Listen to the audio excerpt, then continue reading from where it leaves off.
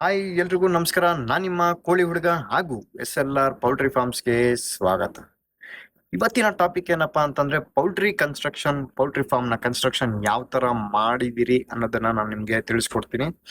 So ಅದಕ್ಕೆ ಮುಂಚೆ ನೀವು ನನ್ನ ಚಾನೆಲ್ ನ ಸಬ್ಸ್ಕ್ರೈಬ್ ಮಾಡ್ಕೊಳ್ಳಿ, ಲೈಕ್ ಮಾಡ್ಕೊಳ್ಳಿ, ಶೇರ್ ಮಾಡಿ, ಹಾಗೆ ಬೆಲ್ ಬಟನ್ ಮೇಲೆ ಕ್ಲಿಕ್ ಮಾಡಿ.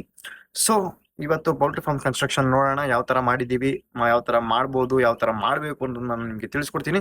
ಸೊ ಕಮಾನ್.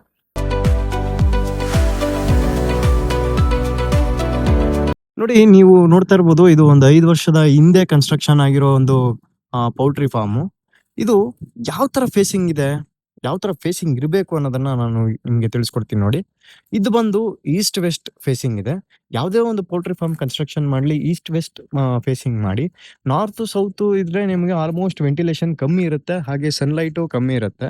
ಸೊ ನಿಮ್ಗೆ ಯಾವತ್ತೇ ಆದ್ರೆ ಪೌಲ್ಟ್ರಿ ಫಾರ್ಮ್ ಕನ್ಸ್ಟ್ರಕ್ಷನ್ ಮಾಡ್ಬೇಕಾದ್ರೆ ಈಸ್ಟ್ ವೆಸ್ಟ್ ಮಾಡ್ಕೊಳ್ಳಿ ಅನ್ನೋದನ್ನ ನಾನು ನಿಮ್ಗೆ ತಿಳಿಸ್ಕೊಡ್ತಾ ಇದ್ದೀನಿ.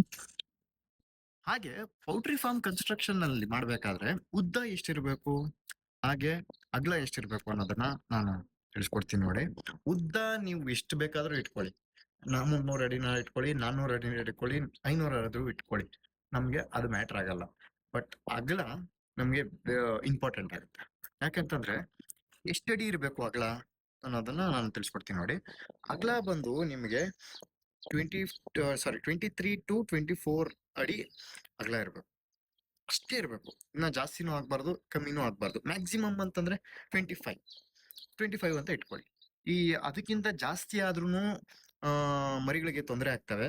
ಅದಕ್ಕಿಂತ ಕಮ್ಮಿ ಆದ್ರೂನು 21 ಇಟ್ರು ಮರಿಗಳಿಗೆ ತೊಂದರೆ ಆಗುವ ಚಾನ್ಸಸ್ ಇರುತ್ತೆ. ಹಾಗೆ ನಿಮ್ಗೆ ಕಂಪ್ನಿ ಅಕಸ್ಮಾತ್ ಯಾವ್ದಾದ್ರು ಕಾಂಟ್ರಾಕ್ಟ್ ಕಂಪ್ನಿಗೆ ನೀವು ಬಿಡ್ತಾ ಇದ್ದೀರಿ ಅಂತಂದ್ರೆ ಅವರು ಸಹ ನಿಮ್ಗೆ ನಿಮ್ಮ ಫಾರ್ಮ್ ನ ಒಂದು ರಿಜೆಕ್ಷನ್ ಮಾಡ್ತಾರೆ ಅನ್ನೋದನ್ನ ನಾನು ಈ ವಿಡಿಯೋದಲ್ಲಿ ತಿಳಿಸ್ಕೊಟ್ಟಿದ್ದೀನಿ. ಸೊ ಪೌಲ್ಟ್ರಿ ಫಾರ್ಮ್ ಅಲ್ಲಿ ಇನ್ನೊಂದು ಮೇನ್ ಏನಪ್ಪಾ ಅಂತಂದ್ರೆ ಈ ಹೈಟ್ ಎಷ್ಟಿರ್ಬೇಕು ಅಂತ ಇನ್ನೊಂದು ತಿಳಿಸ್ಕೊಡ್ತೀನಿ. ನೋಡಿ, ಈ ಹೈಟ್ ಬಂದು ನಿಮ್ಗೆ ಆಲ್ಮೋಸ್ಟ್ ಇದು ಒಂದು 10 ಅಡಿ ಸೈಡ್ ಬಂದು 10 ಅಡಿಯಿಂದ 11 ಅಡಿ ಇದ್ರೆ ಸಾಕು, ಅದ್ರ ಮೇಲೆ ಜಾಸ್ತಿ ಬೇಡ. ಇನ್ನೊಂದು ಸೆಂಟ್ರಲ್ ಬಂದು ಎಷ್ಟು ಅಡಿ ಇರ್ಬೇಕು ಅನ್ನೋದನ್ನ ಅಂತಂದ್ರೆ ಒಂದು 16 ಅಡಿ. ಅಂದ್ರೆ ಒಟ್ಟು ಎಷ್ಟು ಅಡಿ ಇರ್ಬೇಕು ಅಂದ್ರೆ 16 ಅಡಿ. ಓಕೆನಾ? ಸೈಡ್ ನೀವು ಯಾವುದೇ ಆಗ್ಲಿ ಇಂಚ್ ಫಾರ್ಮ್ ಮಾಡ್ಬೇಕಾದ್ರೆ ಸೈಡ್ ಅಲ್ಲಿ 10 ಅಡಿ ಇಟ್ಕೊಳ್ಳಿ. ಆಮೇಲೆ ನಿಮ್ಗೆ ಒಳಗಡೆ ಮಧ್ಯದಲ್ಲಿ 16 ಅಡಿ ಇಟ್ಕೊಳ್ಳಿ. ನೀವು ಯಾವತ್ತಾದ್ರೂ ನಾವು ವೆಲ್ಡಿಂಗ್ ಮಾಡಿಸ್ಕೊಂಡು ಆಂಗಲ್ ಹಾಕ್ಸ್ಕೊಂಡು ಮಾಡ್ಕೊಂತೀವಿ ಅಂತ ಅನ್ನೋರು ಆ ತರನೂ ಮಾಡ್ಬೋದು. ಅದು ಈಗ ಹೊಸದಾಗಿ ಬಂದಿದೆ, ಬಟ್ ಅದು ಚೆನ್ನಾಗಿದೆ.